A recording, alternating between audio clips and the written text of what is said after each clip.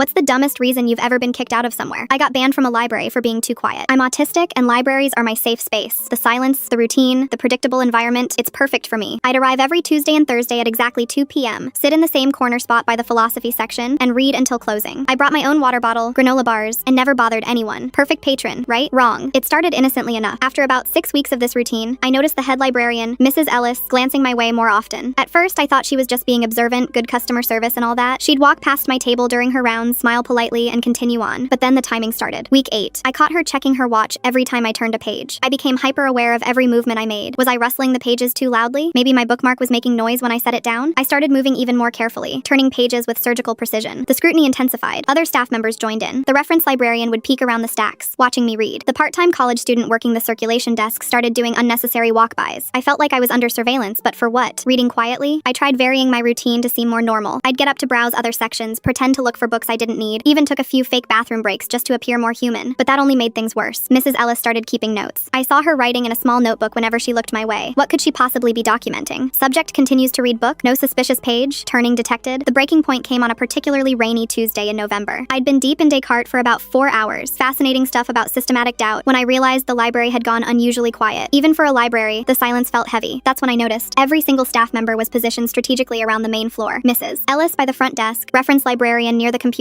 and 2 others flanking the exits. They were all watching me. I tried to ignore it and focus on my book, but the tension was suffocating. Finally, Mrs. Ellis approached my table, flanked by 2 other staff members like I was some kind of dangerous criminal. "Excuse me, but we need to discuss your behavior." I looked up, genuinely confused. "My behavior? You've been sitting here for 4 hours without moving. No bathroom breaks, no phone calls, no conversations with other patrons. You barely even blink." I blinked deliberately, which seemed to make her more uncomfortable. "Normal people can't sit still for that long. It's not natural. What are you really doing here?" I tried to explain that I'm autistic, that this kind of focused attention is normal for me, that libraries are literally designed for quiet reading. But she was convinced I was casing the joint or planning something sinister. "People don't just sit and read for hours without some ulterior motive," she insisted. "Are you homeless? Are you dealing drugs? Are you running surveillance on our facility?" The absurdity was overwhelming. I was being interrogated for reading too quietly in a place specifically designed for quiet reading. "I have a condition that allows me to hyperfocus," I explained. "I'm not doing anything wrong, I'm just reading philosophy." "That's exactly what someone planning something would say," she replied as if she'd cracked some kind of code. Security arrived 15 minutes later. Actual security guards, not just library staff. As they escorted me toward the exit, Mrs. Ellis handed me an official trespass notice, complete with my photo they'd apparently taken without my knowledge. "You're banned from all city library branches for suspicious loitering and potential criminal surveillance," she announced loud enough for the few remaining patrons to hear. The elderly woman at the next table looked up from her crossword puzzle and shook her head. "Shame on you," she whispered, disturbing the peace with all that quiet reading. As I walked out into the rain, trespass notice in hand, I realized I'd been banned from my safe space for displaying the exact behavior libraries are supposed to encourage. Apparently, being too well behaved, too quiet, and too focused made me the perfect criminal suspect.